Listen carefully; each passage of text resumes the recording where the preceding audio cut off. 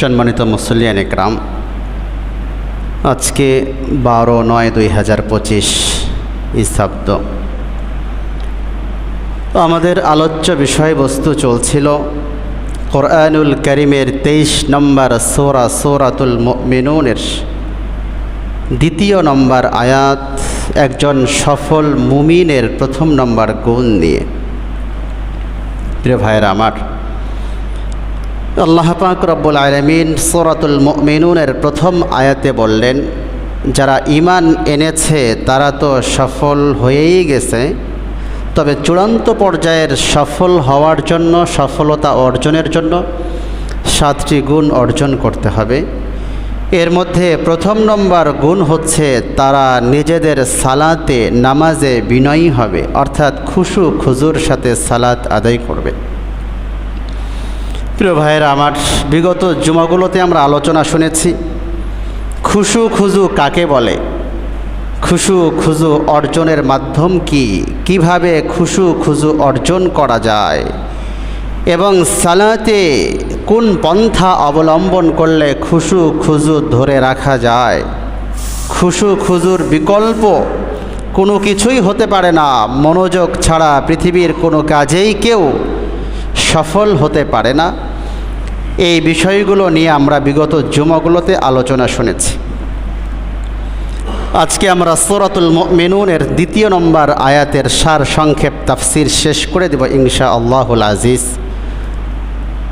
আজকে আমরা শুনব সালাতে খুশু খুজু বিনষ্ট হওয়ার কারণ কি, নামাজে খুশু খুজু কেন বিনষ্ট হয়ে যায়, তার প্রতিকার কি, কিভাবে আমরা এর প্রতিকার করতে পারি যাতে আমাদের সালাতে খুশু খুজু বিনষ্ট না হয়ে যায়। জানার দরকার আছে না নাই? যাতে করে নামাজে আমরা খুশু খুজু ধরে রাখতে পারি, আমাদের নামাজের খুশু খুজু বিনষ্ট না হয়ে যায়, নষ্ট না হয়ে যায়। এর একেবারেই সার সংক্ষেপ উত্তর হচ্ছে, নামাজে খুশু খুজু বিনষ্ট হয় এজন্যই যে আমাদের সালাতটা রাসূলুল্লাহ সাল্লাল্লাহু আলাইহি ওয়াসাল্লাম দেখানো পরিপূর্ণ দিক নির্দেশনা অনুপাতে হয় না। রসুলের সুন্নাহকে পরিপূর্ণ ফলো করে আমরা সালাত আদায় করি না। এজন্যই আমাদের সালাতে, আমাদের নামাজে খুশু খুজু বিনষ্ট হয়ে যায়, খুশু খুজু থাকে না। এটাই প্রতিকার। যদি আমরা আমাদের সালাতে, নামাজে রাসূলুল্লাহ সাল্লাল্লাহু আলাইহি ওয়াসাল্লামের পরিপূর্ণ সুন্নাহকে ফলো করতে পারি, একেবারে তাকবীরে তাহরিমা থেকে সালাম পর্যন্ত, রুকু, সাজদা, কুউদ, জালসা, দাঁড়ানো, বসা, সমস্ত অংশগুলোতে যদি আমরা রাসূলুল্লাহ সাল্লাল্লাহু আলাইহি ওয়াসাল্লামের পরিপূর্ণ সুন্নাহকে ফলো করতে পারি, আমাদের নামাজের খুশু খুজু বিনষ্ট হবে না।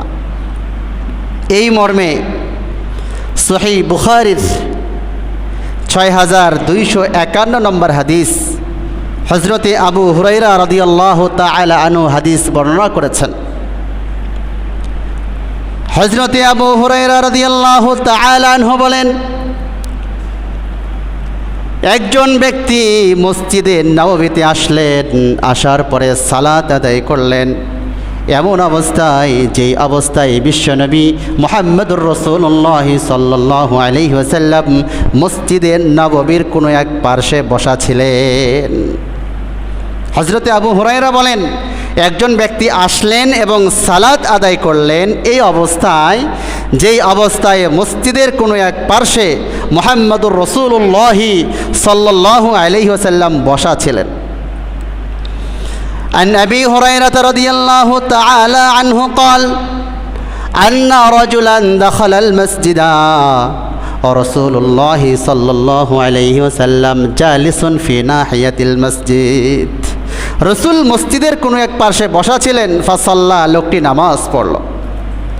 সুম্মা জাআ ফাসাল্লামা আলাইহি, লোকটি তার নামাজ শেষ করার পরে বিশ্বনবীর কাছে গেলেন, যাওয়ার পরে সালাম পেশ করলেন। বিশ্বনবী মুহাম্মদুর রাসূলুল্লাহ সাল্লাল্লাহু আলাইহি ওয়াসাল্লাম فقال له رسول الله صلى الله عليه وسلم عليك السلام নবীজি ওই ব্যক্তির সালামের জবাব দিলেন, সালামের উত্তর দিলেন। সালামের উত্তর দেওয়ার পরে বিশ্বনবী বলেন, ইরজিই ফাসাল্লি ফাইন্নাকা লাম তুসাল্লি। হে ব্যক্তি, তুমি নামাজ আদায় করেছো, নামাজ আদায় করার পরে আমার কাছে আসলে, কিন্তু শোনো, তুমি যাও নামাজ আদায় করো, তুমি নামাজ আদায় করোই নাই। তুমি যাও আবার নামাজ আদায় করো, তুমি তো নামাজ পড়োইনি, নামাজ আদায় করোইনি। ফারাজা ফাসাল্লা, লোকটি আবার চলে গেলেন, যাওয়ার পরে সালাত আদায় করলেন। সালাত আদায় করার পরে সুম্মা জা ফাসাল্লামা আলাইহি, নামাজ শেষ করে আবার রাসূলের কাছে আসলেন, এসে সালাম দিলেন।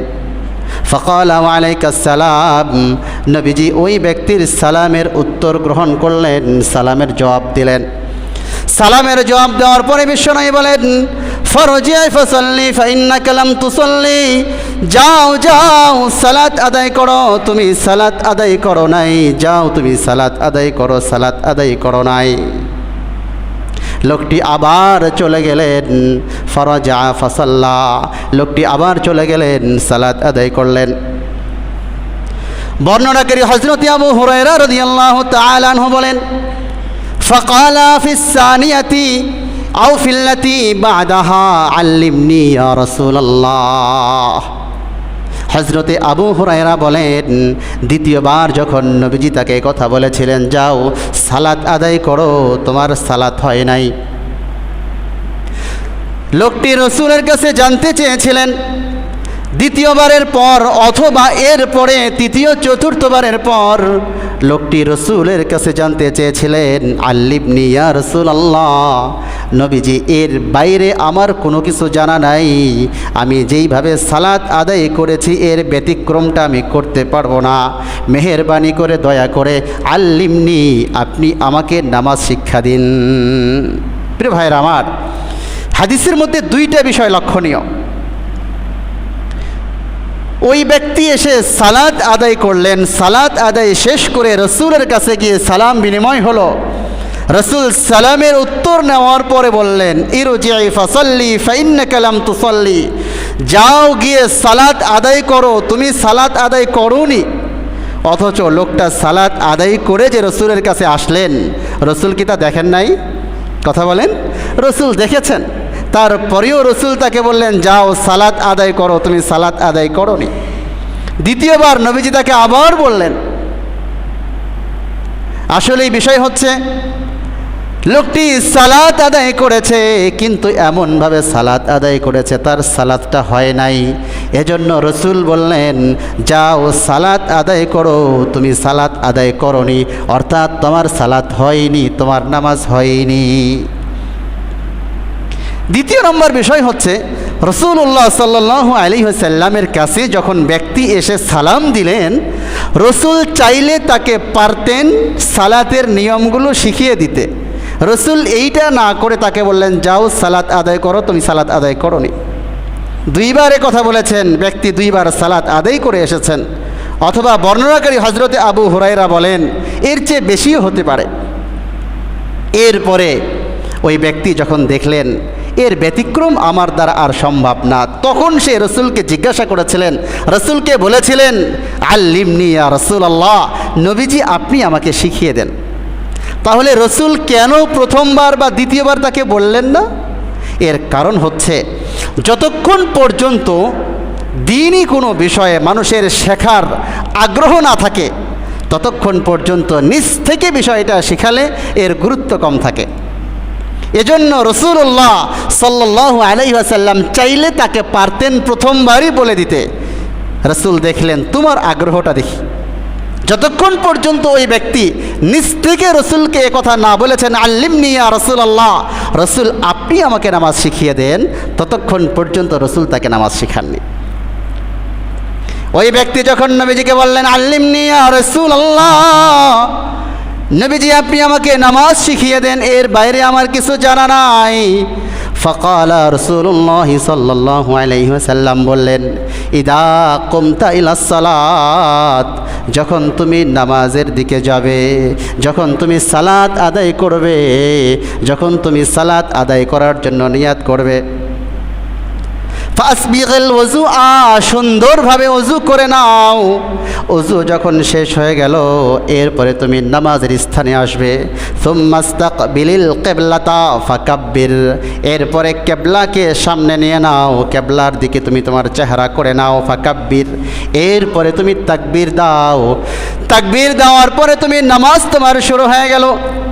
সুম্মা ক্রা বিমা তায়াসসারা মাআকা মিনাল কুরআন, এরপরে কোরআনের যেই অংশ তোমার জন্য সহজ মনে হয় ওই অংশ থেকেই তুমি ধীর স্থিরতার সঙ্গে তেলাওয়াত করে নাও।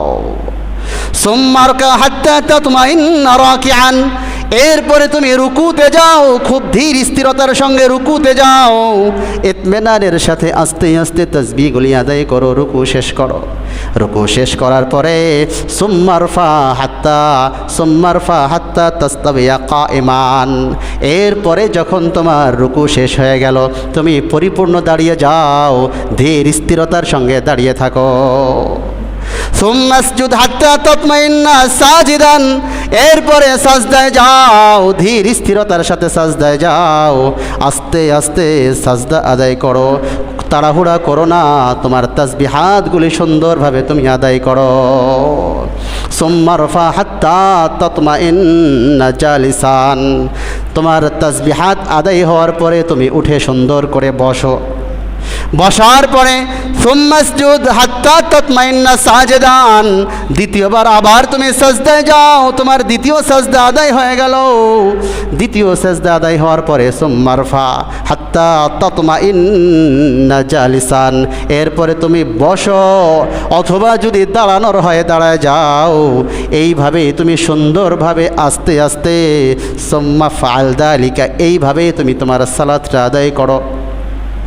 হযরতে আবু উসামা বলেন, ক্বালা আবু উসামা ফিল আখির, হযরতে আবু উসামা রাদিয়াল্লাহু তাআলা আনহু বলেন, এইভাবেই নামাজ শেষ করো। এরপরে তোমার যদি দাঁড়ানোর হয় তুমি দাঁড়িয়ে যাও, খুব ধীর স্থিরতার সাথে দাঁড়াও। মুসলমান ভাইরা আমার, এই জন্য বিশ্ব নবী ওই সাহাবীকে বললেন, তুমি নামাজ আদায় করে আমার কাছে আসলে, কিন্তু শোনো শোনো, তুমি যাও সালাত আদায় করো। তুমি সালাত আদায় করোই নাই, অর্থাৎ সালাত আদায় করেছো কিন্তু তোমার সালাতটা হয় নাই, তোমার নামাজটা হয় নাই। যখন ওই ব্যক্তি বিশ্বনবীর কাছে জানতে চাইলেন, আল্লিমনি ইয়া রাসূলুল্লাহ, নবীজি আপনি আমাকে নামাজ তাহলে শিখাই দেন, এর বাইরে আমার কিছু জানার নাই।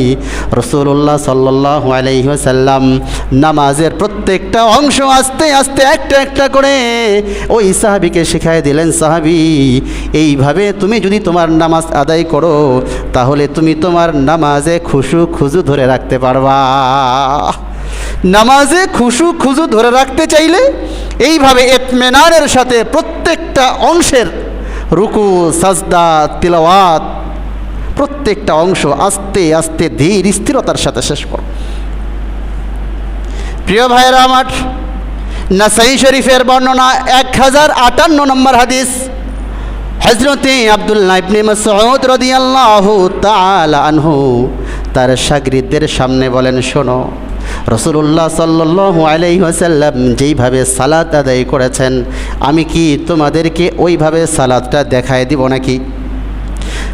আন আব্দুল্লাহ ইবনে মাসউদ রাদিয়াল্লাহু তাআলা আনহু قال আলা উসাল্লি বিকুম সালাতা রাসূলিল্লাহি সাল্লাল্লাহু আলাইহি ওয়াসাল্লাম, আলা উসাল্লি বিকুম, আমি কি সালাত আদায় করে দেখাবো না তোমাদেরকে? সালাতা রাসূলিল্লাহি সাল্লাল্লাহু আলাইহি ওয়াসাল্লাম, নবীজির সালাত, নবীজি যেইভাবে সালাত আদায় করেছেন আমি কি তোমাদেরকে ওইভাবে সালাত আদায় করে দেখাবো না? তার শাগিরদরা বললেন, হ্যাঁ অবশ্যই দেখাবেন। হযরত আব্দুল্লাহ ইবনে মাসউদ রাদিয়াল্লাহু তাআলা আনহু নামাজের প্রত্যেকটা অংশ ধীর স্থিরতার সাথে আস্তে আস্তে আস্তে সবগুলি রোকনকে আদায় করে শাগিরদেরকে শিখায়া দিলেন। প্রিয় ভাইয়েরা আমার, এই জন্য নামাজে খুশু খুজু বিনষ্ট না হয়ে যায় তার প্রতিকার হচ্ছে নামাজের প্রত্যেকটা রোকনকে আস্তে আস্তে আদায় করা, তাড়াহুড়া না করা। এক অংশ শেষ হওয়ার আগেই আরেক অংশে না চলে যাওয়া, একটা অংশ পরিপূর্ণ করার আগে আরেক অংশে না চলে যাওয়া। আমি আপনাদেরকে বলেছি খুজু কাকে বলে এবং খুশু কাকে বলে। খুজু যেহেতু নামাজের বহিরাগত বাইরের অবস্থাগুলো, বাহ্যিক অবস্থাগুলো, আর খুশু হচ্ছে নামাজের আভ্যন্তরীণ ভিতরের হালাত। যার খুজু যত সুন্দর হবে তার খুশু তত সুন্দর হবে। খুজু মানে আমার দাঁড়ানো, আমার রুকু, আমার সাজদা, আমার তেলাওয়াত, নামাজের বাহ্যিক এই অবস্থাগুলো, আমার দাঁড়ানো, আমার সাজদার জায়গায় দৃষ্টি, আমার খুজুগুলো যত সুন্দর হবে আমার খুশুটা তত সুন্দর হবে। আমার সাথে বলেন, আমার খুজু যত সুন্দর হবে, বলেন, আমার খুজু যত সুন্দর হবে আমার খুশু তত সুন্দর। বলেন, আরে বলেন না, আমার খুজু যত সুন্দর হবে আমার খুশু তত সুন্দর হবে। আমার খুশু সুন্দর হওয়ার জন্য আমার খুজু অংশগুলো সুন্দর হওয়া লাগবে। আমি সুন্দরভাবে দাঁড়াবো, সুন্দরভাবে তেলাওয়াত করব, রুকুতে যাব ধীর স্থিরতার সাথে, সাজদায় যাব ধীর স্থিরতার সঙ্গে, তাসবিহগুলি আদায় করব, আস্তে আস্তে আস্তে করে উঠব, সময় নিয়ে সালাত আদায় করব। এই তো খুজু। আমার খুজু অংশ যত সুন্দর হবে, আনতা আবুদাল্লাহ কান্নাকা তারাহু ফাইল্লাম তাকুন তারাহু ফাইন্নাহু ইয়ারাক। বুখারী শরীফের 50 নম্বর হাদিসের অংশ। নামাজে যখন দাঁড়াবা তখন মনে করো তুমি তোমার মালিক আল্লাহর সাথে কথা বলছো, আল্লাহ তাআলা তোমার নামাজগুলো দেখছেন।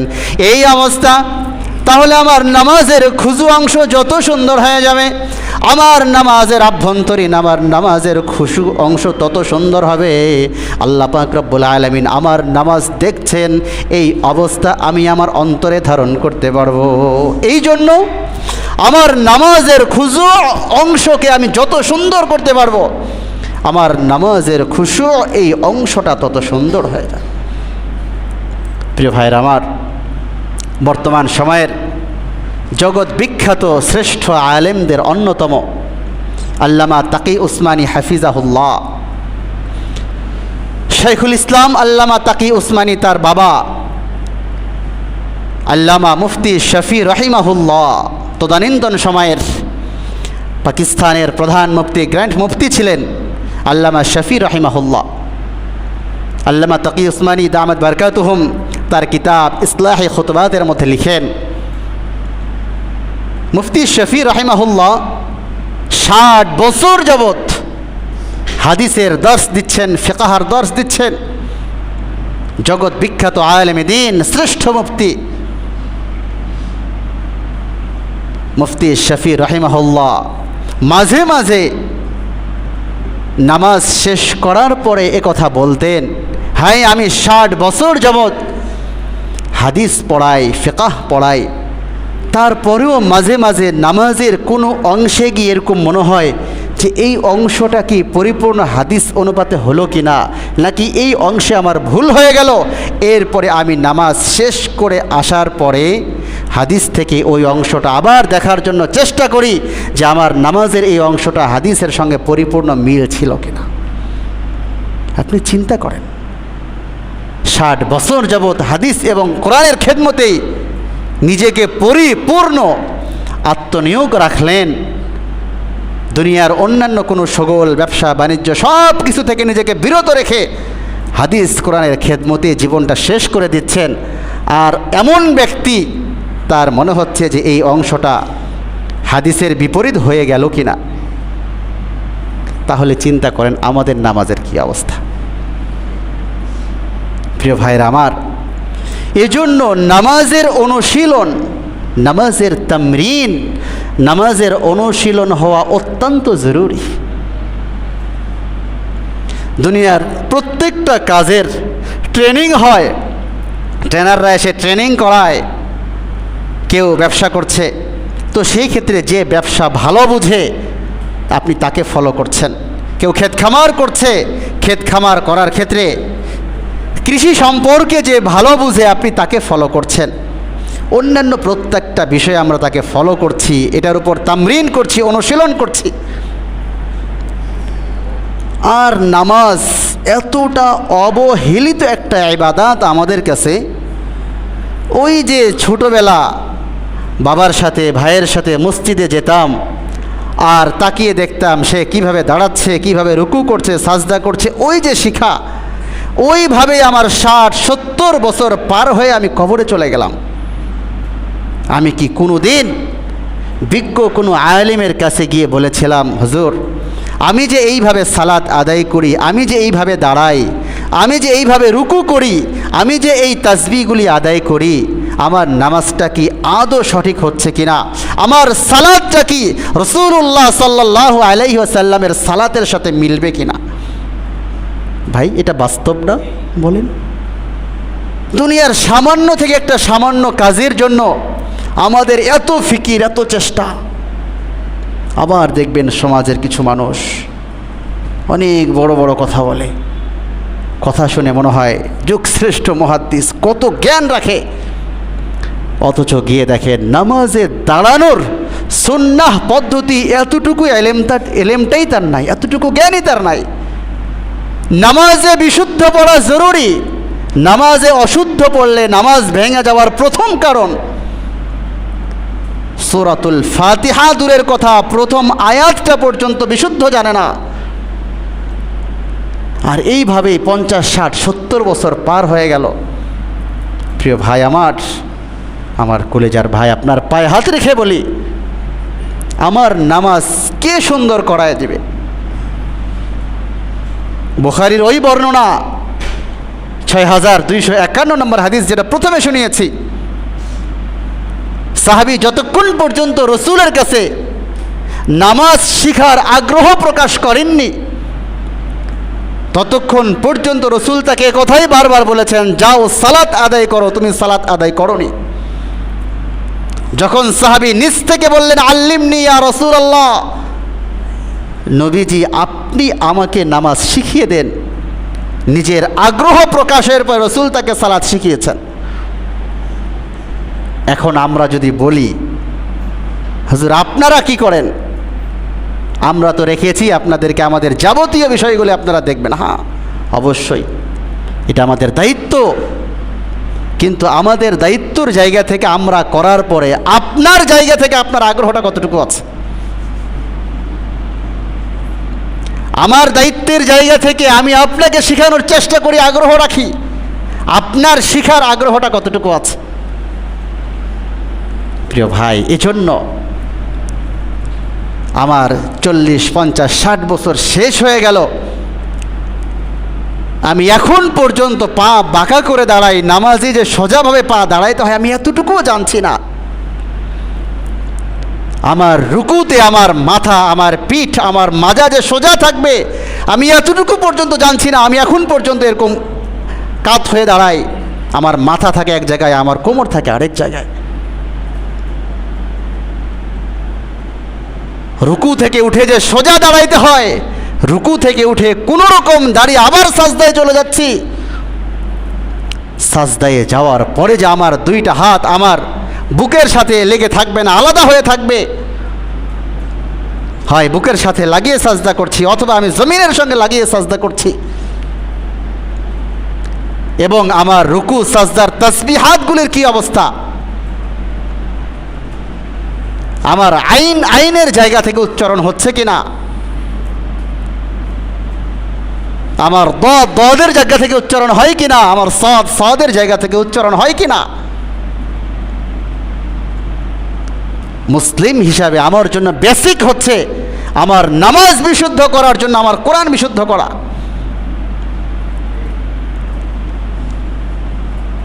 প্রিয় ভাই,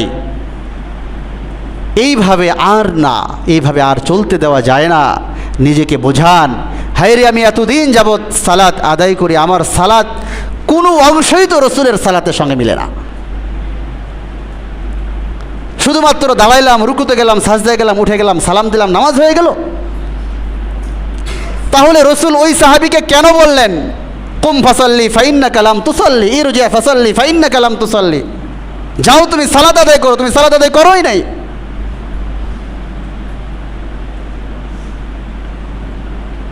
প্রিয় ভাই, শরীয়তের সমস্ত বিধান আমাদেরকে মানতে হবে।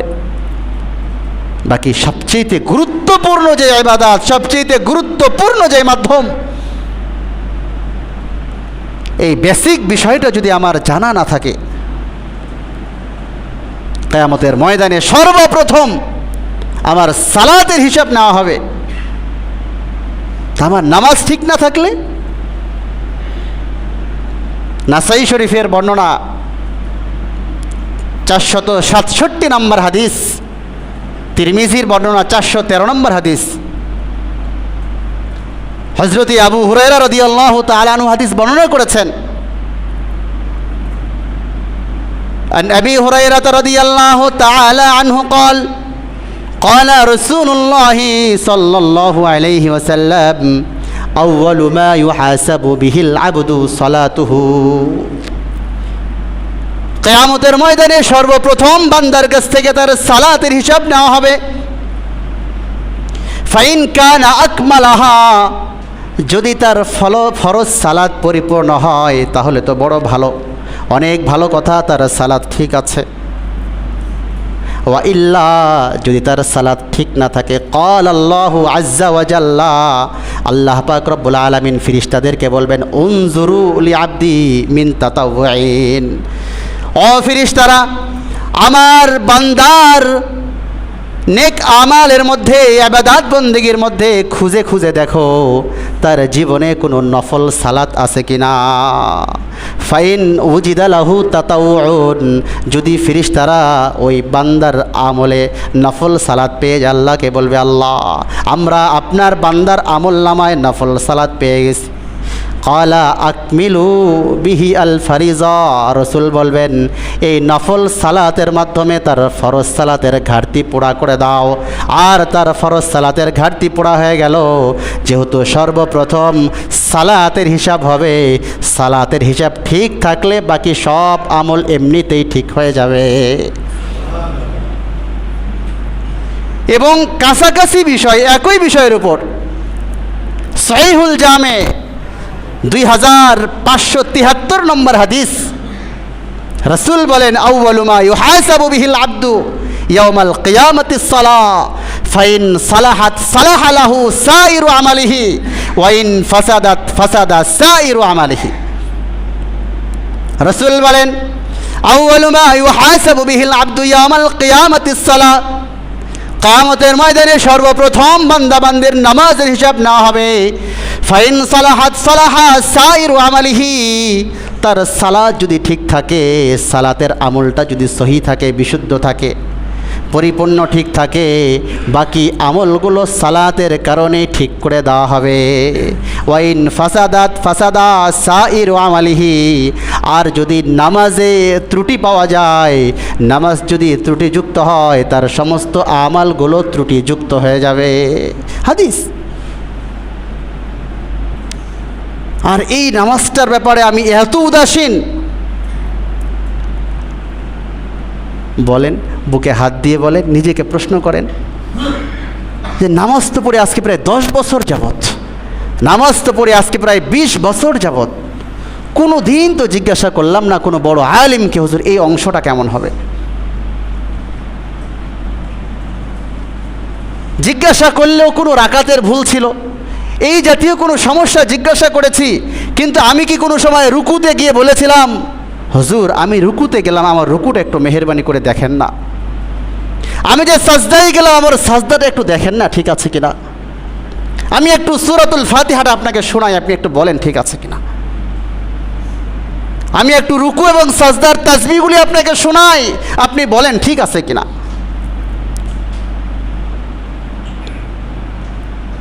প্রিয় ভাই, আপনি গান শিখেন, গান শেখার জন্য, আপনার সুরের চেঞ্জিংয়ের জন্য, আপনি এটাকে লাইনে নিয়ে আসার জন্য কি পরিমাণ মেহনত করেন। আর এর চাইতে লজ্জার বিষয় কি হতে পারে, আপনি আপনার সন্তানদেরকে গান শিখান, আপনি আপনার সন্তানদের জন্য প্রত্যেক মাসে 20-30 হাজার টাকা শুধুমাত্র টিউটার ফি, তার টিউশনি ফি আপনি খরচ করেন। আপনি তাকে জবাবদিহিতার আওতায় নিয়ে আসেন, তুমি আজকে কেন প্রাইভেটে গেলা না, তোমার এই পড়া কেন আদায় হলো না? আপনার এই 20 বছরের সন্তান কোনোদিন কি বলেছিলেন, সন্তান কেন তুমি সালাত আদায় করলে না, তোমার খাবার আজ থেকে বন্ধ আমার ঘরে?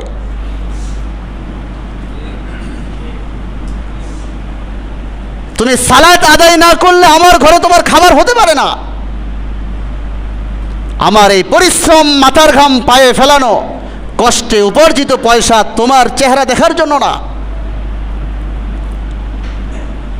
প্রিয় ভাই, যে স্ত্রীর সঙ্গে আপনি 30-40 বছর সময় পার করছেন, কোনোদিন জিজ্ঞাসা করলেন তুমি কেন সালাত আদায় করো না? তোমার এই হাতের রান্না আমি খাবো না, তুমি সালাত আদায় করো না?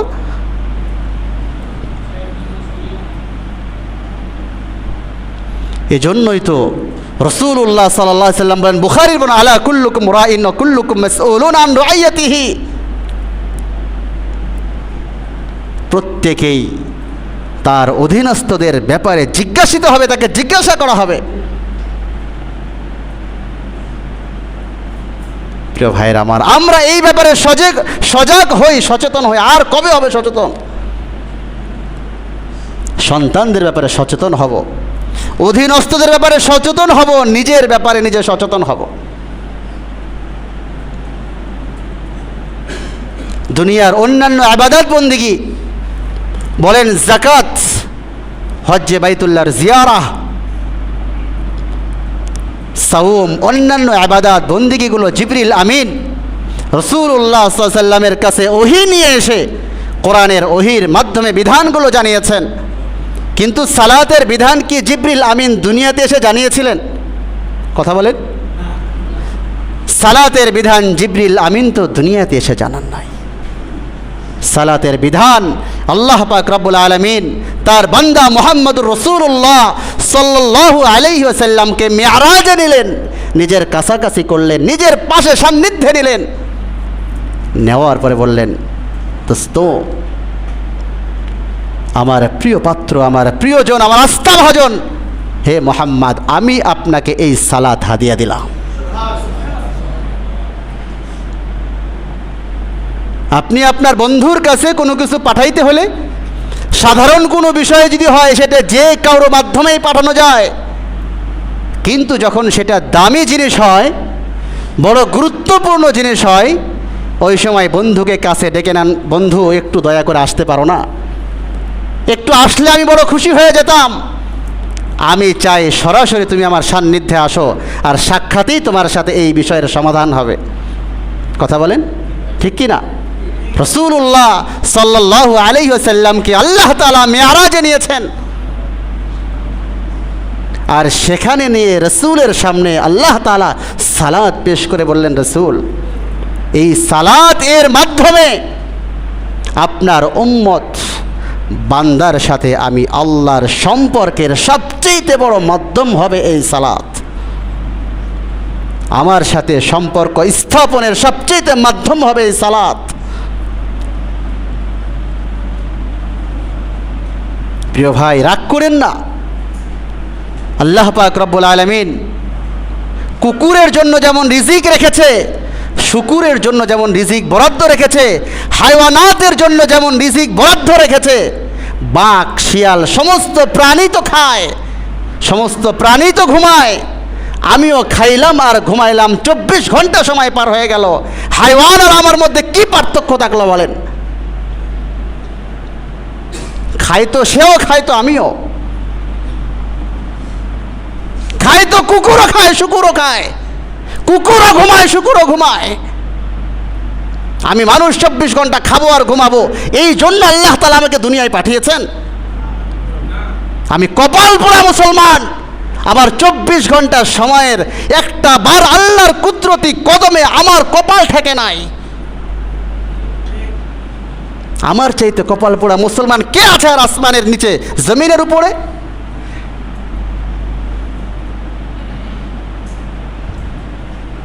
ভাই ডাক দিয়ে বলে, হাই রে, তোকে এতটা সহযোগিতা করলাম আর আজকে তুই আমার বিপক্ষে দাঁড়ায় গেলি। কি সহযোগিতা? বিপদের সময়, অসুস্থতার সময় মাত্র 10,000 টাকা দিয়ে সহযোগিতা করেছে। বন্ধু ডাক দিয়ে বলে, তোমার বিপদের সময় এই সহযোগিতা করলাম, আর আজকে তুমি আমার বিপক্ষে দাঁড়ায় গেলা। কি সহযোগিতা? তুমি ওই যে একটা বিপদে পড়েছিলাম, আমি পাশে ছিলাম। তো এইটা দুনিয়ার যদি হয়, যার নুন খায় তার গুণ গাইতে হয়। আল্লাহ পাক রব্বুল আলামিনের দেওয়া নিয়ামত, আল্লাহর দেওয়া কি পরিমাণ নিয়ামত ভোগ করছি আমরা। দুনিয়ার নিয়মে যার নুন খায় তার গুণ যদি গাইতে হয়, আল্লাহর দেওয়া এতগুলি নিয়ামত এক মুহূর্তের জন্য যদি নিয়ামত বন্ধ হয়ে যায়, পুরা দুনিয়া নিঃশেষ হয়ে যাবে। কোথায় যাবে শ্বাস প্রশ্বাস? এক মুহূর্তে যদি আল্লাহ তাআলা শুধু রাগান্বিত হয়ে বলেন, ঠিক আছে নাফরমান, আমার কুদরতি কদমে যেহেতু তোর কপাল ঠেকবে না, তোর এই সাজদার দরকারও নাই, তোর পুরা দেহকে আমি বিকলাঙ্গ করে দেব। দুনিয়ার কার ক্ষমতা আছে, কার সাধ্য আছে ওই ব্যক্তিকে সুস্থ করার? নাফরমান, আমার দেওয়া চক্ষু দিয়ে তুই গুনার বস্তুর দিকে তাকাবি, তোর চোখের দৃষ্টি ক্ষমতা আমি হারিয়ে দিব। দুনিয়ার কার ক্ষমতা আছে সেই চোখের দৃষ্টি ক্ষমতা ফিরিয়ে দিবে? প্রিয় ভাই, সাজদার মাধ্যমে আল্লাহ তাআলা মানুষের মর্যাদা বুলন্দ করেন, মর্যাদা উঁচু করেন। সাজদার মাধ্যমে আল্লাহ তাআলা তার বান্দা বান্দিকে সম্মানিত করেন। আজকে সমাজের সম্মানিত ব্যক্তিকে, যে সবচাইতে নেশা খায় বেশি সে। আজকে সমাজের সম্মানিত ব্যক্তিকে, যে নারীবাজি আর অন্যান্য গুনাহের মধ্যে লিপ্ত সে। বিয়ের প্রস্তাবে আসে, এই ছেলেটা সম্পর্কে একটু বলেন। আরে গরিব মানুষ, হ্যাঁ নামাজ কালাম পড়ে, ও নামাজ কালাম পড়ে, গরিব মানুষ, এই জন্য সে সম্মানিত না? আর অর্থওয়ালা, আধিপত্যওয়ালা, 10 তলা বিল্ডিংওয়ালা, নামাজ নাই, কালাম নাই, রোজা নাই, হজ নাই, যাকাত নাই, নাফরমানিতে ভরপুর, আর ওই লোকটা সমাজের সবচেয়ে বড় সম্ভ্রান্ত এবং সম্মানিত। ইন্না আকরামাকুম ইনদাল্লাহি আতকাকুম, আল্লাহর কাছে যে যত বেশি সম্মানিত, জমিনে সে তত বেশি সম্মানিত। যার ভিতরে তাকওয়া পরহেজগারি যত বেশি থাকবে, সে আল্লাহর কাছে তত বেশি সম্মানিত হবে। দুনিয়ার মানুষের কাছেও তার সম্মান সবচেয়ে বেশি থাকা উচিত। যে নামাজ কালাম পড়ে যুবক মানুষ দাঁড়িয়ে রেখেছে, বলে তুই আনসোসাল, তুমি সামাজিকতা বুঝো না। নাউযুবিল্লাহি মিন যালিক। সামাজিকতা বুঝি না আমি না, যুবক তুমি এই উত্তরে দিবা আমি না, বরং সবচেয়ে বড় নাফরমান আপনি। আপনার শরীরে রসুলের সুন্নাহ দেখলে, আর কেউ ইবাদত বন্দেগী করে, এইটা দেখলে আপনার অ্যালার্জি জাগ্রত হয়, নতুনভাবে চুলকানি আসে। সবচেয়ে বড় নাফরমান, সবচেয়ে বড় নিকৃষ্ট আপনি, আমি না। সবচেয়ে বড় আনসোসাল আপনি, আমি না। প্রিয় ভাই, এজন্য মর্যাদা বৃদ্ধি হয়। মুসলিমের বর্ণনা 488 নম্বর হাদিস, রসুলের সাহাবী সাওবান রাদিয়াল্লাহু তাআলা আনহুর কাছে এক ব্যক্তি জিজ্ঞাসা করলেন, ওগো রসুলের সাহাবী, আল্লাহ পাক রব্বুল আলামিনের কাছাকাছি কিভাবে হব? আল্লাহ পাকের প্রিয় পাত্র কিভাবে হব? আল্লাহ পাকের ভালোবাসা কিভাবে অর্জন করব? হযরতে সাওবান রাদিয়াল্লাহু তাআলা চুপ করে আছেন। দ্বিতীয়বার আবার জিজ্ঞাসা করেছে, তাও চুপ করে আছেন। তৃতীয়বার জিজ্ঞাসা করেছে, কিছু বলেন। হযরতে সাওবান রাদিয়াল্লাহু তাআলা আনহু বলেন, আমি তোমার মতো এই প্রশ্ন রসুলের কাছে করেছিলাম। রসুলের কাছে এই প্রশ্ন করার পর রসুল আমাকে বলেছিলেন, আলাইকা বিকাসরাতিস সুজুদ, আলাইকা বিকাসরাতিস সুজুদ, আল্লাহর কুদরতি কদমে অধিক পরিমাণে সাজদা করো, সম্মানিত হয়ে যাবে। আল্লাহর কুদরতি কদমে তোমার সাজদা বাড়াও, তুমি সম্মানিত হয়ে যাবে। রাফাকাল্লাহু বিহা দারাজা, আল্লাহ তাআলা এই সাজদার মাধ্যমে তোমার মর্যাদা বুলন্দ করবেন, উঁচু করে দেবেন।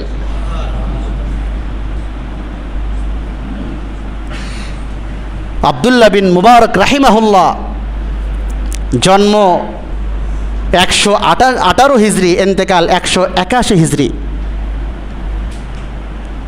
আব্দুল্লাহ বিন মুবারক রাহিমাহুল্লাহ যুগ শ্রেষ্ঠ মুহাদ্দিস, যুগ শ্রেষ্ঠ ফকিহ, যুগ শ্রেষ্ঠ আল্লাহওয়ালা।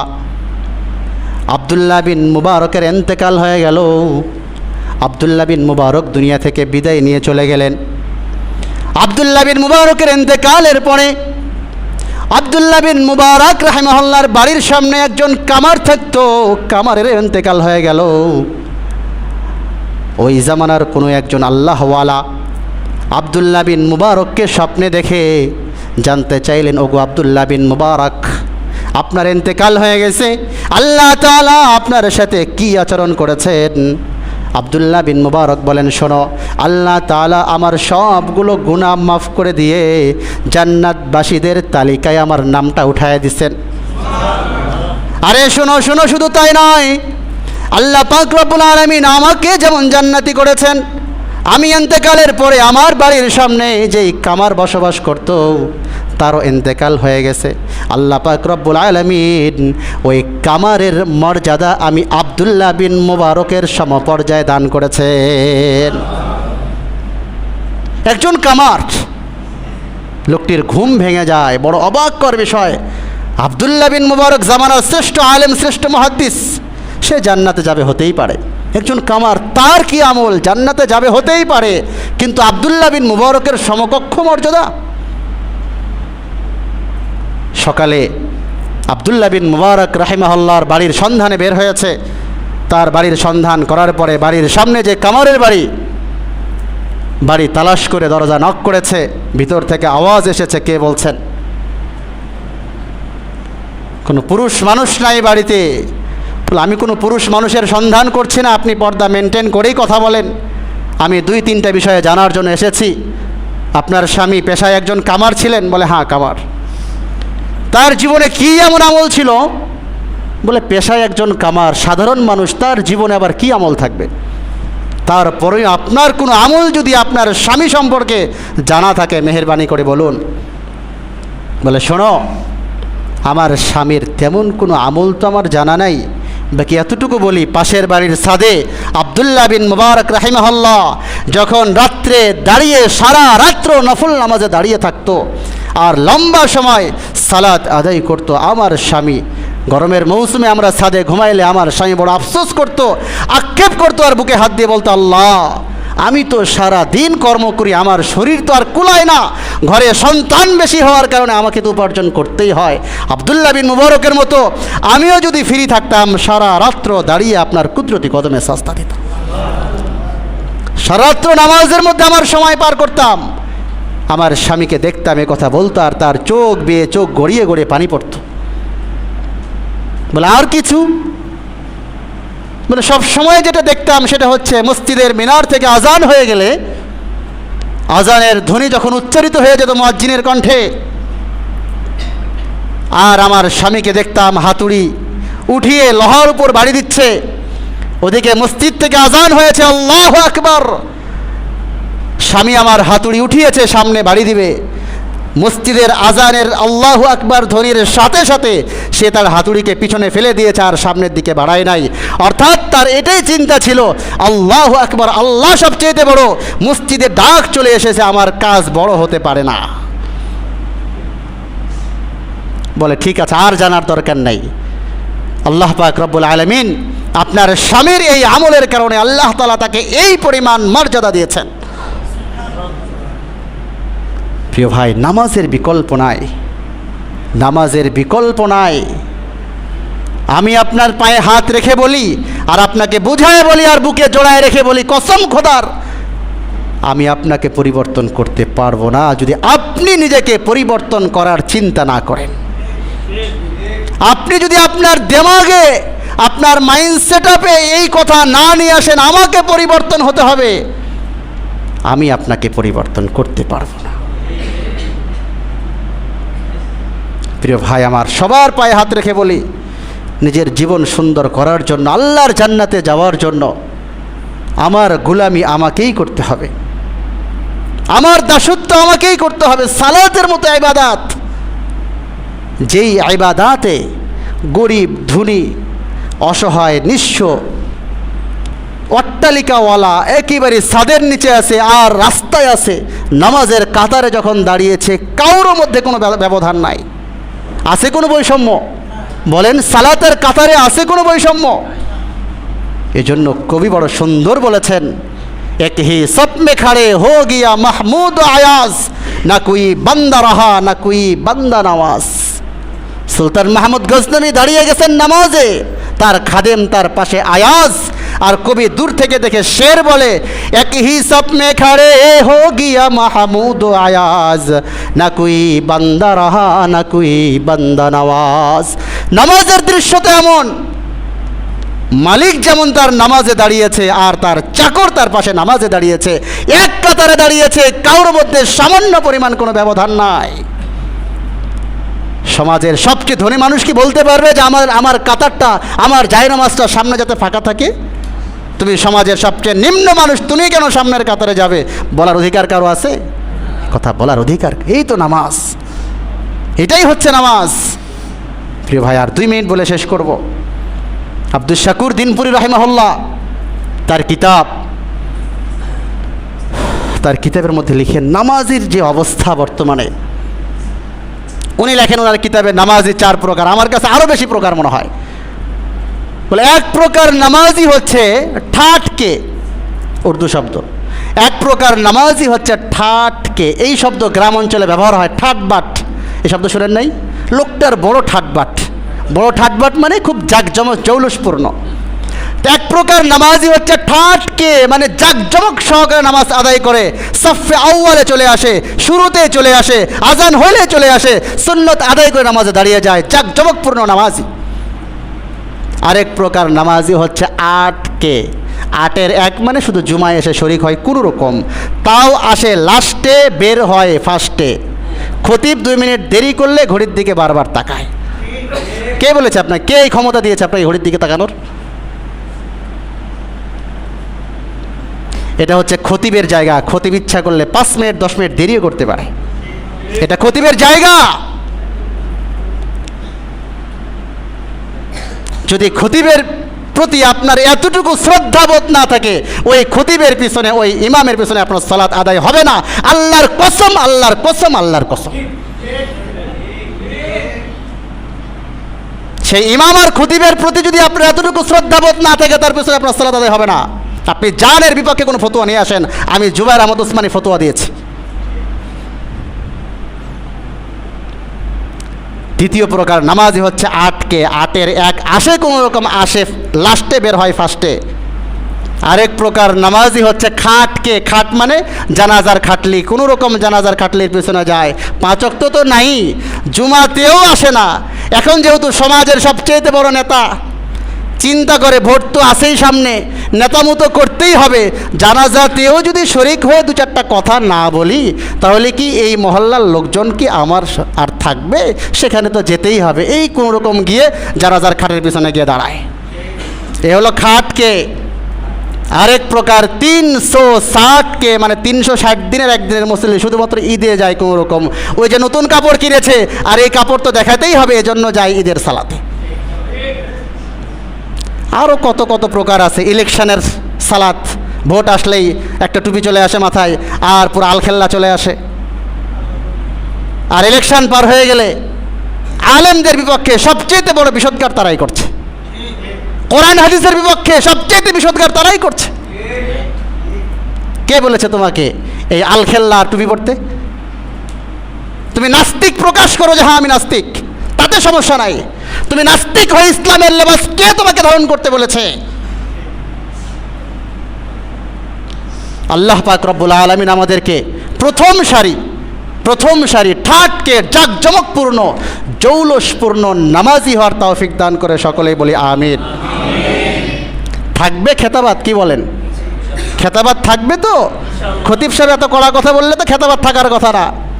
প্রিয় ভাই, কোরআনুল কারীমের 20 নম্বর সূরা তাহা এর 50 নম্বর আয়াতে আল্লাহ তাআলা বলেন, ক্বালা রাব্বুনাল্লাযী আ'তা কুল্লা শাইইন খালাকাহু সুম্মা হাদা। আল্লাহ পাক রব্বুল আলামিন সমস্ত মাখলুকাতকে সৃষ্টি করেছেন এবং প্রত্যেকটা মাখলুকাতের জন্য নিজ নিজ কক্ষপথ আল্লাহ তাআলা দিয়ে দিয়েছেন। রুট, প্রত্যেকটা মাখলুকের জন্য আলাদা আলাদা রুট আল্লাহ তাআলা নির্ধারণ করেছেন। চাঁদ সে তার রুটেই চলে, সূর্য সে তার রুটে চলে, বাঘ সে তার রুটে চলে, সিংহ সে তার রুটে চলে, বিড়াল সে তার রুটে চলে। একমাত্র কেবলমাত্র শুধুমাত্র নাফরমান মানুষ সে তার রুটে চলে না। আল্লাহ বানাইলেন সাজদা করো, বলে না সাজদা করবো না। আল্লাহ বানাইলেন ইনসাফ করো, বলে না ইনসাফ করবো না। আল্লাহ বানাইলেন বলে মিথ্যা বলো না, মিথ্যা বলবো। কোরআন অনুমতে জীবন পরিচালনা করো, বলে না সেটা করবো না।